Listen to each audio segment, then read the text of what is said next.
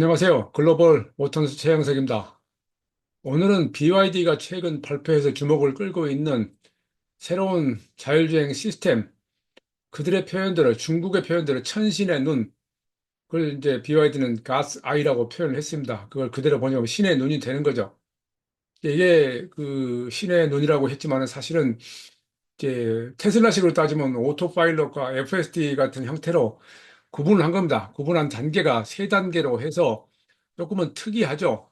테슬라는 카메라 센서만으로 모든 것을 하는데 지금 BYD는 버전에 따라서 타입에 따라서 라이다를 채용하기도 하고 카메라 센서만 채용하고 하는 그런 형태로 정리를 했습니다. 그를 통해서 그들만의 자율주행 기술을 발전시켜 가겠다고 하는 내용입니다. 이미 간략하게 이 원선원 기자가 영상을 만들었습니다만은 조금 더 자세하게 설명을 드려보겠습니다. 자, 이 말씀드렸듯이 BYD의 천신의 눈이 됩니다. 천신의 눈, 가스 아이.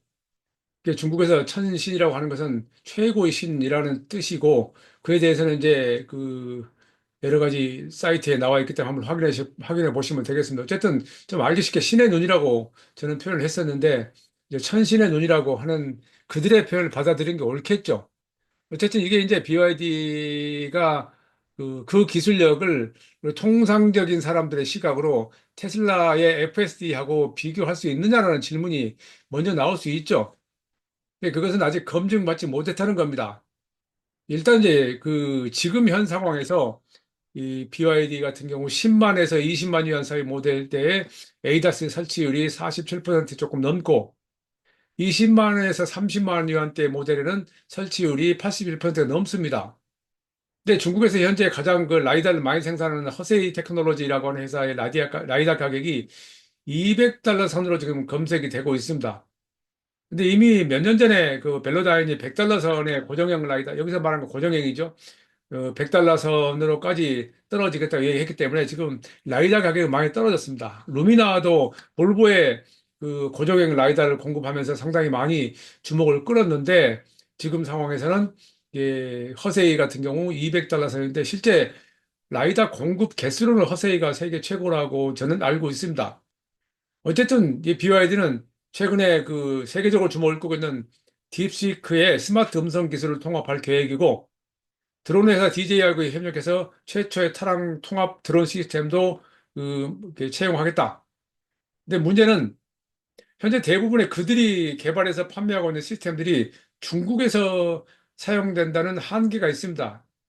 다시 말해서 지금 세계적으로 이것이 검증을 받으려면 시간이 필요하다는 것이죠. 어쨌든 이제 BMW는 그들 나름대로의 지능형 주행 전략이라는 것을 발표했는데 자율주행에 관한 이야기죠. 우선은 대중화에 많은 힘을 쏟겠다. 이게 대중화를 위해서 그들 이야기는 단계적으로 하겠다는 이야기 하고 있는 거고 소형 전기차 그 이제 라인업에서 다이너스티 오션이 있습니다. 오션 라인업에 가스아이 C 그러니까 타입 C를 적용하겠다 하고 했고 기술 구분을 그들은 이제 ADAS를 이 A, B, C 단계로 구분했는데 A 단계가 가스아이 A가 트리플 라이다 세 개를 사용하면서 그 사용하는 고급형 그 주행 기능으로 그들의 그 럭셔리 브랜드 양왕에 채용한다. 그리고 타입 B는 덴자에 사용하는 것으로 라이다 역시 마찬가지로 사용합니다. 이게 이제 라이다를 사용하는 게 여기까지 두 개의 시스템이고요. 그룹 C는 하이 모델에 주행되는데 적용되는데 트리플 카메라 세 개로 고급 지능형 주행 기술을 완성한다. 테슬라는 카메라가 8개입니다. 샤오풍도 카메라만으로 하겠다고 그러는데 이거에 대해서 해석이 다양하겠습니다. 네, 이걸 단계적으로 그들 나름대로 데이터를 축적하기 위한 방법으로 사용하는지 아니면 그룹 C에 사용되는 카메라 기반만으로 하는 것은 단순한 게 하위 개념의 레벨 2에 미치지 못하는 안전 기술로 생각하는 것인지 또 그룹 B와 그룹 A가 말 그대로 그 에이다스 레벨 3나 4까지 가능한지 이에 대해서는 사실은 구체적인 설명이 없습니다. 그러나 어쨌든 그들은 이런 식으로 그 세 단계를 구분하면서 사실은 이걸로 또 주목을 끌었죠. 실제 이 분야에 대해서 전문 지식이 없는 뭐 저를 비롯한 일반인들은 굉장히 그럴듯해 보이는데 사실 따지고 보면은 카메라 센서 위주로 가느냐, 라이다를 사용하느냐, 이렇게 이제 두 가지로 요약을 할 수 있는데, 그 근거에 대해서는 조금 더 앞으로 시간을 두고 지켜봐야 되겠습니다. 그리고 그들이 이제 많이 신경을 쓰고 있는 게 그룹 C, 타입 C인데, 가스아이 C인데, 그들이 시판하고 있는 21개 모델 대부분에 그 채용하겠다. 7만에서 20만 위안 가격대죠. 우리 돈으로 하면 1,300만 원, 3,700만 원 좀 가격대가 됩니다. 기본 판매가가 6만 9,800위안부터 이제 그 시작되는 모델들인데, BYD 2024년 1월부터 11월까지 레벨 2 이상의 자율주행 ADAS 설치율은 38.5%입니다. 그게 토요타가 86.4%가 상당히 떨어지죠. 이걸 끌어올리겠다는 거죠. 끌어올리겠다는 건데 그것을 타입 C로 활용하겠다. 그런 지금 이야기를 하고 있는 것을 저는 읽힙니다. 네, 그룹 C의 특징은 가스아이 C의 특징은 트리플 카메라, 고성능 카메라라고 하는데 이제 이게 카메라 시장도 그 모빌아이가 그동안 80% 이상을 장악했다가 조금씩 많이 시장이 넓혀지고 있는 상황인데 여기에다가 감지 하드웨어를 탑재하고 엔드 투엔드 방식의 알고리즘 통합한다. 이제 저 카메라를 사용하는 메이커들 대부분 이쪽으로 가고 있죠. 그렇게 해서 업계 최고 수준의 아키텍처로 센서 기술, 알고리즘, 데이터 처리 역량을 달성하겠다. 이렇게 설명하고 있는데, 근데 사실은 그건 그들의 생각이고요. 실제 시장에서 사용자들이 어떻게 받아들일지 두고 봐야 됩니다. 주목을 끄는 것은 가격 인상 없이 저가형 모델의 그룹 C를 모두 채용한다. 그리고 600마일을 운전자 개입 없이 주행할 수 있다. 가능할까요? 그렇게 자신하고 있는데 그게 가능할까요?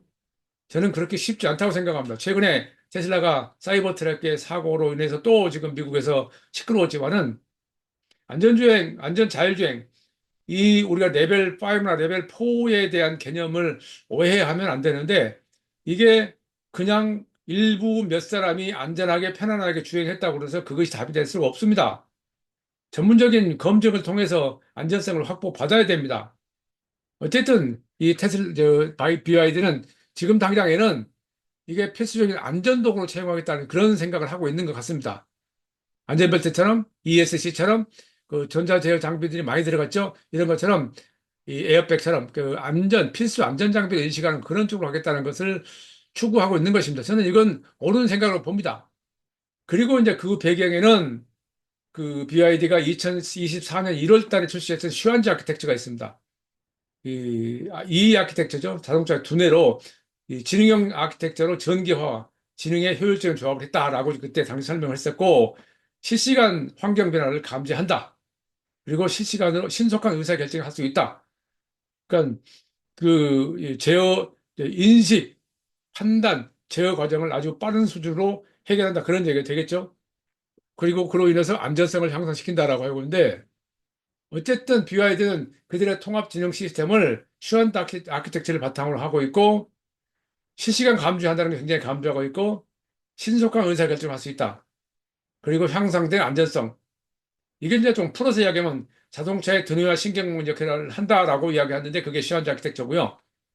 그 내부, 외부 환경 변화 감지에 대한 이야기인데 이것도 이제 라이다와 일반적인 이제 웨이모나 이런 다른 데서는 라이다와 레이더, 카메라 센서, 뭐 밀리파 레이더, 초음파 센서 다 동원하는데 카메라만으로 글쎄요. 이건 어쨌든 이 검증이 필요한데 저는 쉽지 않다고 생각을 하는데 제가 그렇게 발표를 하고 있습니다.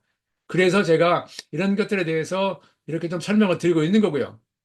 어쨌거나 BYD 자율주행 계획은 작년 말에 이제 원래 중국 내 특정 노선에서 자율주행을 시작했다라고 발표했습니다. 그러니까 정해진 구간에서 말하는 겁니다. 그러니까 이건 자율주행이라는 용어를 제가 좀 잘 안 쓰는 게 좋다고 생각하는데 ADAS가 맞죠? Advanced Drivers Assistance System. 첨단 운전자 보조 시스템. 이게 맞습니다. 자율주행이 아닙니다. 어쨌든 BYD는 앞으로 도심 주행 기능의 타입 C, 그러니까 가사 C를 확장해 나간다는 전략이고 무선 업체를 통해서 기능성을 향상시키겠다 이렇게 발표를 하고 있습니다. 그리고 이제 우리가 여기서 구분해야 될 게 ADAS하고 말씀드렸듯이 안전 자율주행을 구분해야 되는데 ADAS는 차선 유지하고 지능형 크루즈 컨트롤 지금 우리도 대부분의 차에서 지금 하고 있죠. 다만 이제 지역별로 그 규제가 규칙이 다르기 때문에 문제가 좀 많이 발생하죠. 미국만 하더라도 이제 테슬라 일론 머스크가 그걸 해결하기 위해서 각 주별로 규제가 있는 상황을 전방 차원에서 규제를 풀려고 하는 도전을 지금 하고 있는 겁니다.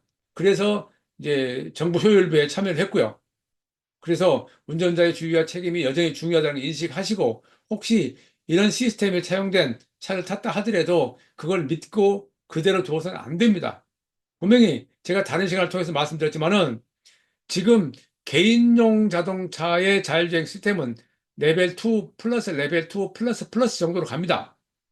레벨 3를 향해서 가고 있는 겁니다. 아직 멀었습니다. 다만 서비스형 로보택시는 레벨 4라고 인정을 합니다. 거기에는 주행 조건 한정, 주행 지역 한정, 이런 여러 가지 제한이, 주행 속도 한정 등 제한이 따릅니다. 이 두 가지를 구분하고 보셔야지 모든 걸 그냥 완전 자율주행에서 통칭해서 말하면 안 됩니다. 이런 것들을 이해할 필요가 있습니다. 어쨌거나 BYD는 지금 그들의 그 천신의 눈으로서 자율주행에서 선도하겠다라고 하는 그런 그 야심작 발표를 했는데 이게 이제 쉽게 말하면 테슬라가 그랬듯이 주목을 끄는 데는 이슈화하는 데는 굉장히 BYD도 샤오펑이 그렇듯이 샤오미가 그렇듯이 좀 능력이 있는 것 같습니다. 네, 큰 시장에 그들의 시장에서 받아들이겠지만은 이게 이제 글로벌 시장에서 다 받아들일지는 두고 봐야 되죠. 어쨌든 그들은 저가 모델부터 고급차까지 라인업을 확대하겠다는 건데 그로 인해서 차 판매를 더 늘리겠다는 거죠. 문제는 이제 질문이 등장할 수밖에 없는 게 그러면 그런 정도 상황에서 과연 수익성을 낼 수 있느냐 이게 문제입니다. 또 세계 시장에 나갔을 경우에 우리나라에 과연 이제 알토스로 들어와 있는데 여기에 채용을 할 것인가에 대해서도 질문을 제기했었습니다만은 각 나라에 따라서 다른 규제하고 시장 상황을 어떻게 대응할 것인가 이것도 BYD가 분명히 확인을 해야 됩니다. 문제는 제가 그 BYD의 천신의 눈을 별도로 칼럼을 마련한 것은 자율주행에 대한 오해가 없기를 바라기 때문입니다.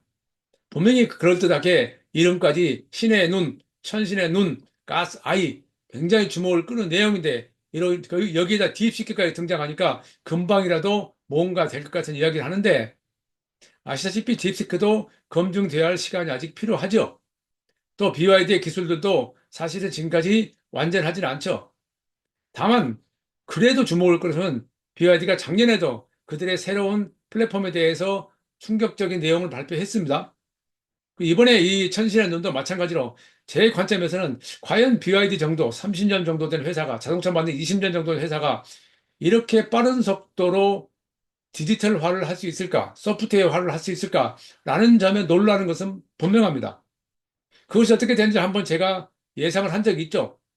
정부 차원에서 반도체를 굴기를 통해서 지원하고 많은 산업단지를 만들어서 생태계를 조성하고 어떤 회사가 무슨 제품을 생산한다고 했을 때 그 제품에 필요한 제품들을 금방 빠른 속도로 조달할 수 있는 조건을 중국은 갖추고 있다. 그게 중국이 제조 강국 2025에서 시작했던 중국의 전략의 기초입니다. 자, 이것을 우리는 지금까지는 일단은 무시하고 불신하고 별로 뭐 그다지 중요하지 않게 생각해 왔는데 일단 적어도 딥시크 같은 경우는 오픈소스라는 점에서 많은 세계적인 학자들이 놀랬고 그것이 당장 엔비디아를 따라갈 수는 없을지라도 그것이 최근에 또 테슬라가 다시 내는 고글이라는 거 하는 그들의 AI를 또 내놨을지라도 그들의 그 기술력 가지고 경쟁을 하겠지만 어쨌든 이 분야에서는 적어도 인공지능으로 좁힌다면은 데이터가 축적 환경이 좋은 중국이 더 빠른 속도로 앞서갈 수밖에 없지 않냐는 그런 전망을 전문가들이 내놓고 있습니다. 그것이 자동차의 자율주행과 같이 매칭이 될 수 있을지 BYD는 지금 시험대에 서 있습니다. 최영석의 글로벌 인사이트 다음 시간에 뵙겠습니다. 감사합니다.